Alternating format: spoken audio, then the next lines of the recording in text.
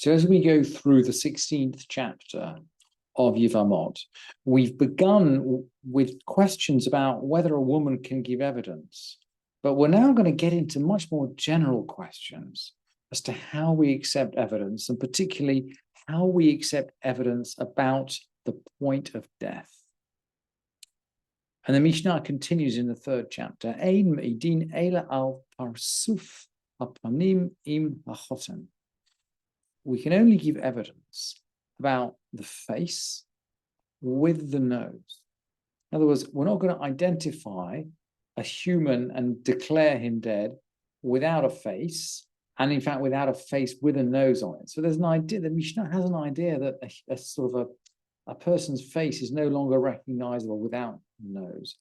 And that is, even if there might be some other identification marks, the Mishnah continues, so maybe he's got a particular a jacket that he wears, or maybe he's got a particular tattoo that he has on his shoulder, or she, but we're only going to identify them on the basis of their face with the nose. So we're going to be quite restrictive in the kind of evidence that we accept. And anyone familiar with the Mishnah and its treatment of capital cases knows that in general, the Sanhedrin is really careful about what kind of evidence it likes to accept. And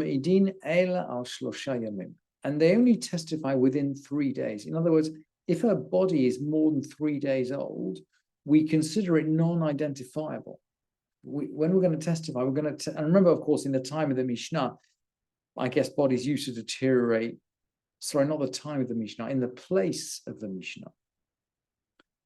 Around Palestine, I mean, bodies used to deteriorate perhaps faster than they do in Boston, certainly Boston winter.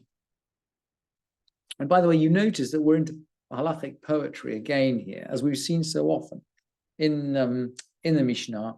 All these rulings in the Mishnah begin Ein me'edin ela al, or ela ad. We only testify about, so we only testify about within 3 days. Afilu ra'uhu mugiyad, even if we saw him cut up, Vitzaluv, or crucified. Interesting, they were clearly crucified. Well, we know they were crucifying people in the time of the Mishnah, but it's actually written in black and white here. Al-Hatzulov, actually on the crucifix. V'hachaya ochelet bo. And maybe we can see a wild beast devouring him. And now we're going to get back to our leitmotif. Ein me'idin ad shetetzei nafsho. We actually only testify when he's dead, until ad shetetzei nafsho, until his life has gone out. We don't assume he's dead just because we've seen he's in a position where he, we think he's bound to die. Rabbi Yehuda ben Baba Omer lo chol adam velo chol mukamot velo chol hasha'ot shavim. Rabbi Yehuda ben Baba wants to apply rationality. He says, look, not all places are the same, not all people are the same, not all times are the same. Maybe we can make exceptions. I don't think the halacha goes according to Yehuda ben Bava.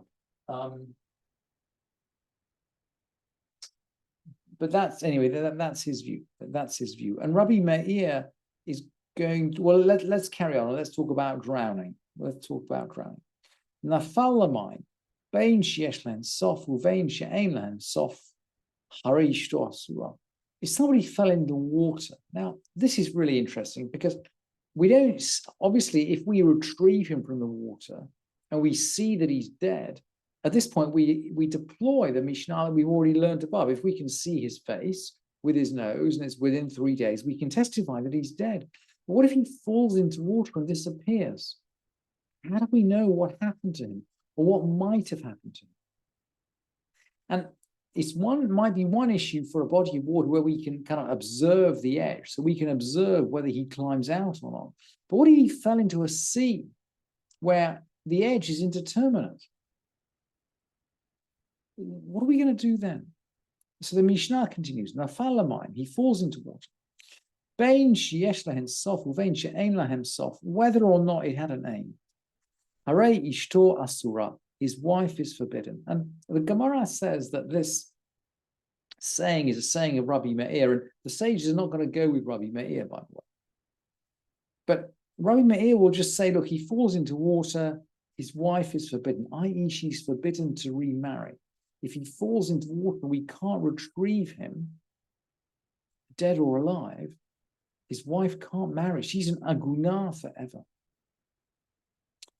And he's going to, you would imagine the sages are not going to like this approach, because the sages wish at all times to prevent agunot.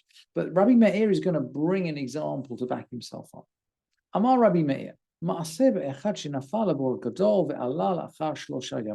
once happened that someone fell into some giant well. So this is actually a body of water that did have an end. It did have a limit.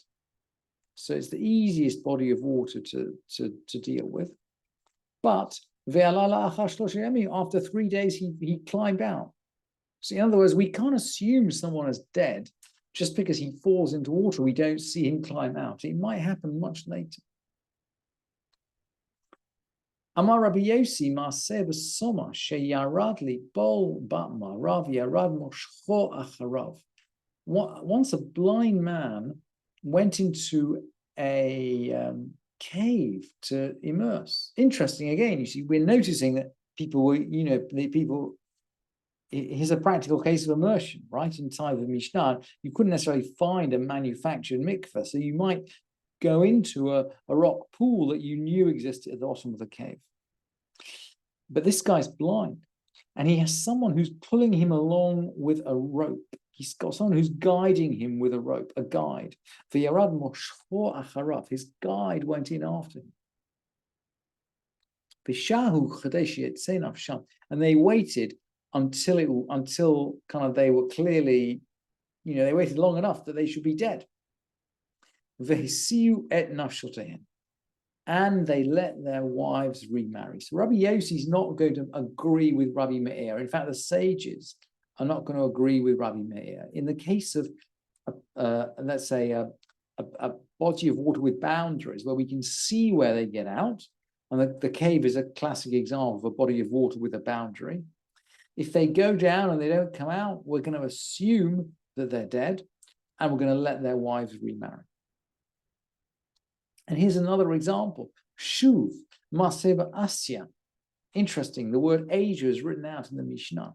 Shuv, Maseba Asya. Another incident occurred in Asia. Vechad shilshluhu al hayam. Ashel shelet is a chain. So they seem to have lowered him into the sea with a chain. Of course, a chain can be dangerous if it catches round your leg. There's no slack in it, so it can be dangerous. And, well, we're going to find out. Velo alat biyadam ela raglo. And only his leg was brought up. The chain seems to have cut off his leg. So he's actually now swimming around in the sea, but he's lost his leg. Amru lahem chachamim, the sages said, me arkuva ulamalan tinaseh. From the knee above, i.e., if he's lost some portion of his leg from the knee above, in other words, basically, if he's lost from the knee down, tinase, she can remarry. His wife can remarry. Me arkuva ulamata, below the knee. If he's lost a portion of his leg below the knee, lo tinase, she can't get married, because the sages are assuming that if you kind of maybe this someone who loses his foot, right? Maybe his ankle was broken. He loses his foot, but the assumption is, and this of course is an example of a body of water with no limit, so we can't see where he came up. But the sages are anxious that he might have come up somewhere alive, just as they're anxious about agunot. They're also anxious about mamzerim, and so in this case, they don't seem to be able to identify any evidence that he had really died. So at this point, regretfully, his wife is unable to marry again.